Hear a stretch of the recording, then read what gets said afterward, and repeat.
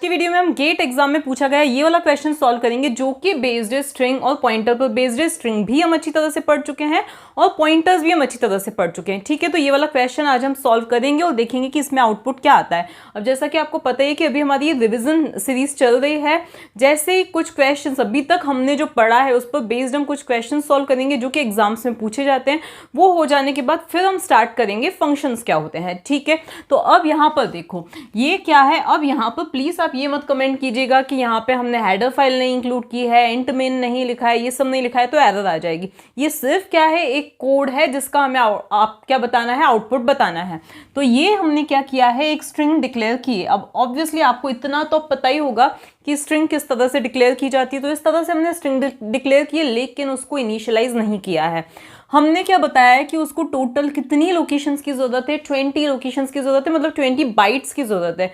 Directly मैंने bite क्यों बोल दिया, क्योंकि एक लोकेशन को एक कैरेक्टर की जरूरत है। ठीक है, यहाँ पे हमने क्या बताई है कि अरे की जो साइज है, हमारी जो स्ट्रिंग की साइज क्या है, वो 20 है। ठीक है, मतलब इसको 20 लोकेशंस चाहिए, मतलब उसको 20 कैरेक्टर्स चाहिए, मतलब उसको 20 बाइट्स चाहिए। ठीक है, तो अब यहाँ पर इस P को कितनी मेमोरी एलोकेट हो जाएगी, तो टोटल 20 बाइट्स मिल जाएंगी। तो ये है हमारी 0th location, first location, second, third, fourth, fifth, six. तो इसी तरह से ये चीज कहाँ तक चलने वाली है, 0 to 19 तक चलने वाली है। ओके, अब इसके बाद यहाँ पे हमने क्या लिया है, एक पॉइंटर लिया है। ये पॉइंटर का नाम क्या है, ऐसे देखो, इसका नाम क्या था, P था। ठीक है, अब इस पॉइंटर का नाम क्या है, एस है। ठीक है, ये किसको पॉइंट कर रहा है, किसी कैरेक्टर को पॉइंट कर रहा है।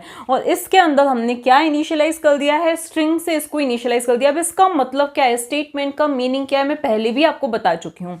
इसका मतलब क्या है कि इस तरह से पहले एक स्ट्रिंग क्या होगी, क्रिएट होगी, क्योंकि आपको पता है कि सबसे पहले इक्वल्स टू के राइट हैंड साइड वाला पोर्शन इवेल्युएट होता है। तो पहले इस तरह से क्या होगी, एक स्ट्रिंग क्रिएट होगी। ठीक है, तो क्योंकि डबल कोट्स में लिखा है तो ऑब्वियसली एक स्ट्रिंग ही क्रिएट होगी।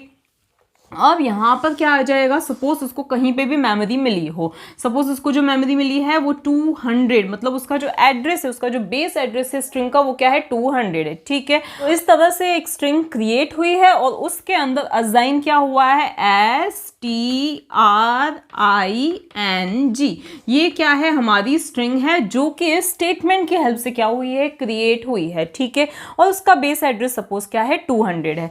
ये है 0th लोकेशन, ये first, second, third, fourth, fifth और लास्ट में क्या आएगा, नल कैरेक्टर आएगा 6th लोकेशन के बाद। ओके, इसके बाद क्या होगा, इसका जो बेस एड्रेस होगा वो किसके अंदर स्टोर हो जाएगा, एस के अंदर स्टोर हो जाएगा। ठीक है, तो एस के अंदर क्या स्टोर हो जाएगा, इस स्ट्रिंग का बेस एड्रेस स्टोर हो जाएगा, जो कि हमने अज्यूम किया है कि क्या है, 200 है। ठीक है, तो ये बेस एड्रेस किसके अंदर स्टोर हो गया, एस के अंदर स्टोर हो गया, जो कि क्या है, एक पॉइंटर है, कैरेक्टर पॉइंटर है। अब यहाँ पे हमने कैरेक्टर पॉइंटर क्यों लिया है, क्योंकि स्ट्रिंग्स किस से मिलके बनती है, कैरेक्टर से ही मिलके बनती है। तो ये किसका एड्रेस स्टोर करेगा, किसी एक कैरेक्टर, मतलब इसकी स्ट्रिंग के जो फर्स्ट मोस्ट कैरेक्टर है उसके एड्रेस को ये क्या करने वाला है, स्टोर करने वाला है। ठीक है, हम स्ट्रिंग पॉइंटर्स कैसे डिक्लेयर करते हैं, हम अरे पॉइंटर्स कैसे डिक्लेयर करते हैं, हम सब कुछ अच्छी तरह से पहले पढ़ चुके हैं। ओके, इसके बाद में नेक्स्ट स्टेटमेंट क्या है, यहां पर हमने क्या लिखा है, int length is equals to strlen_s, मतलब हमने स्ट्रिंग लेंथ फंक्शन को यूज किया है। स्ट्रिंग लेंथ फंक्शन भी हमने अच्छी तरह से पढ़ा है, पूरे वीडियो में हमने अच्छी तरह से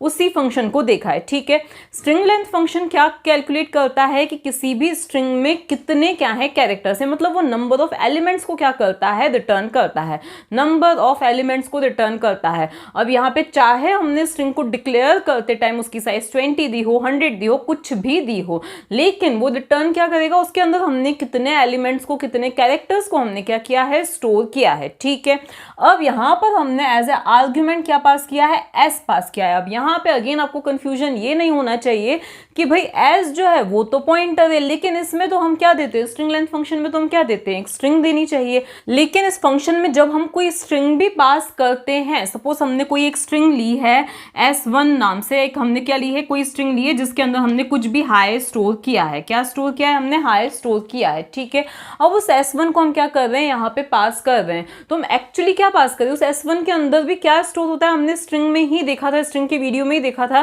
कि S1 क्या होता है, स्ट्रिंग पॉइंटर ही होता है जो कि बेस एड्रेस को क्या करता है, स्टोर करता है। तो बेसिकली जो हम स्ट्रिंग का नाम देते हैं यहाँ पर वो क्या होता है, स्ट्रिंग पॉइंटर ही होता है। ठीक है, तो यहाँ पे परफेक्टली वैलिड है अगर हम किसी पॉइंटर को यहाँ पे क्या कर रहे हैं, स्ट्रिंग पॉइंटर को अगर हम क्या कर रहे हैं, पास कर रहे हैं। ओके, इसके बाद नेक्स्ट स्टेटमेंट है for i is equals to 0। अब यहाँ पे आपका कमेंट आ जाएगा भाई हमने i को डिक्लेयर नहीं किया है, तो प्लीज अब ऐसी छोटी मोटी चीजों को आप कंसीडर कर लिया करो। तो सपोज हमने यहाँ पे i को भी डिक्लेयर कर दिया है। ठीक है, यहाँ पर हमने क्या दिया है, i is equals to 0 to i is less than length, मतलब हमारा जो लूप है वो कहाँ से स्टार्ट होगा, तो i की अभी करंट वैल्यू क्या है, 0 है, हमें चलाना कहाँ तक है, लेंथ तक। और मैं आपको इस वाली लाइन का, इस वाले स्टेटमेंट का जो आउटपुट है वो बताना भूल गई।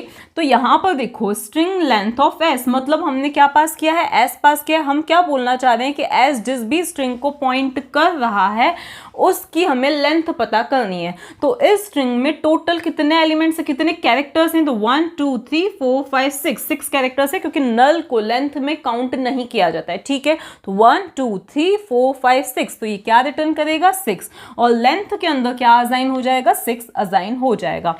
यहाँ पर i की वैल्यू भी क्या है, 0 है, 0 is less then 6, condition true, हम अंदर आएंगे। अब यहाँ पर हमने ब्रैकेट्स नहीं लगाए हैं, क्यों नहीं लगाए हैं ये चीज मैं बार बार नहीं बताऊंगी। ओके, तो अब ब्रैकेट नहीं लगाने का रीजन क्या है कि हमारा इसका मतलब ये है कि सिर्फ ये एक ही स्टेटमेंट फॉर लूप की बॉडी के अंदर काउंट किया जाएगा। ठीक है, यहाँ पर हम आए P की i that is 0th location पे क्या आ जाएगा, s की लेंथ माइनस i। तो देखो लेंथ मतलब 6 माइनस 0 कितना हो जाएगा, 6 ही हो जाएगा। तो s की 6th लोकेशन, s की 6th लोकेशन पे अभी क्या है, नल कैरेक्टर है। s की 6th लोकेशन पे भी क्या है, नल कैरेक्टर है। तो नल कैरेक्टर किसके अंदर स्टोर हो जाएगा, p की 0th लोकेशन पे जाके स्टोर हो जाएगा। ओके, उसके बाद में i की वैल्यू इंक्रीमेंट होके क्या हो जाएगी, 1 हो जाएगी, 1 is less then 6, condition true हो जाएगी, हम अंदर आएंगे। यहां पर आकर देखो अब p की फर्स्ट लोकेशन पे क्या स्टोर होगा, s की लेंथ की वैल्यू फिक्स ही है, 6 ही है हमेशा। अब यहाँ पे i की वैल्यू चेंज हो रही है, तो 6 माइनस 1 कितना हो जाएगा, 5 हो जाएगा। जब 5 हो जाएगा तो P की फर्स्ट लोकेशन पे क्या आ जाएगा, S की 5th लोकेशन पे जो भी है, तो यहाँ पे G आ जाएगा। इसी तरह से फिर से I की वैल्यू क्या होगी, इंक्रीमेंट होगी, इंक्रीमेंट होके क्या हो जाएगी, 2 हो जाएगी। फिर 2 इज लेस देन 6, कंडीशन क्या हो जाएगी, ट्रू हो जाएगी। हम अंदर आएंगे और P की सेकेंड लोकेशन पे क्या स्टोर हो जाएगा, length 6 minus 2 that is 4th location. S की 4th लोकेशन पे जो कुछ भी है n कहाँ पे स्टोर हो जाएगा, P की सेकेंड लोकेशन पे स्टोर हो जाएगा। इसी तरह से ये लूप चलता रहेगा। फिर यहाँ पे i स्टोर होगा, फिर यहाँ पे r स्टोर होगा, फिर यहाँ पे t स्टोर होगा, और यहाँ पे क्या स्टोर होगा, s स्टोर होगा। ठीक है, तो इस तरह से ये क्या हो जाएंगे, हमारे p के कंटेंट्स बन जाएंगे। ठीक है, एक पॉइंट ऐसा आएगा जब i की वैल्यू 6 हो जाएगी, तब देखो 6 इज लेस देन 6, कंडीशन क्या हो जाएगी, फॉल्स हो जाएगी। हम लूप से बाहर आएंगे और हम यहाँ पे आएंगे, और अब हम यहाँ पे क्या प्रिंट करना चाह रहे हैं, हम %s की हेल्प से, %s फॉर्मेट स्पेसिफायर की हेल्प से क्या प्रिंट करवाना चाह रहे हैं, p, जो कि क्या है, एक स्ट्रिंग है। तो अब आउटपुट क्या आएगा, यही मेन चीज है। तो यहाँ पर आउटपुट कुछ भी नहीं आएगा। उसका रीजन क्या है, देखो p तो पूरी एक स्ट्रिंग है, उसमें कुछ ना कुछ है वैल्यू, तो फिर क्यों आउटपुट में कुछ नहीं आएगा। तो देखो हम %s से किसी स्ट्रिंग को प्रिंट करवाना चाह रहे हैं, और मैंने आपको बताया था कि जब हम printf या puts की हेल्प से हम क्या करवाना चाहते हैं, किसी स्ट्रिंग को प्रिंट करवाना चाहते, तो उस केस में नल कैरेक्टर से पहले पहले के जो भी वैल्यूज हैं वो क्या होती हैं, प्रिंट होती हैं। सपोज हमारी जो स्ट्रिंग है वो ये है हाई है, ठीक है, तो ऑब्वियसली हाई के पीछे क्या होगा, नल कैरेक्टर होगा। फिर आप इस नल कैरेक्टर के पीछे चाहे कुछ भी स्टोर कर दो, लेकिन वो प्रिंट नहीं होगा, क्योंकि स्ट्रिंग को कुल मिला के कहाँ तक काउंट किया जाता है, कहाँ तक स्ट्रिंग, ये जो नल कैरेक्टर है वो क्या होता है, स्ट्रिंग टर्मिनेटिंग कैरेक्टर होता है।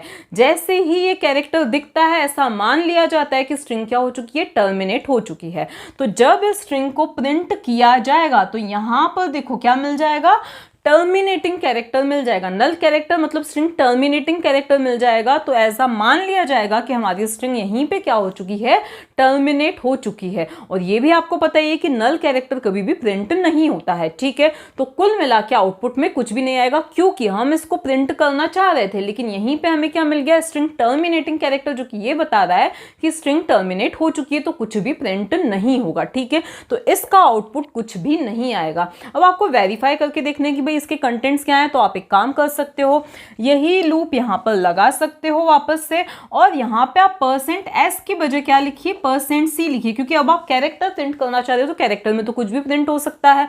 और उसके बाद आप क्या लिखिए, यहाँ पे PI लिखिए, क्या लिखिए, PI लिखिए। मतलब अब आप क्या करवाना चाह रहे हो, एक एक कैरेक्टर प्रिंट करवाना चाह रहे हो, लेकिन आपको बस करना क्या है कि ये वाला जो लूप है यहाँ पे क्या करना है, रिपीट करना है, फिर आप देखोगे कि आउटपुट में क्या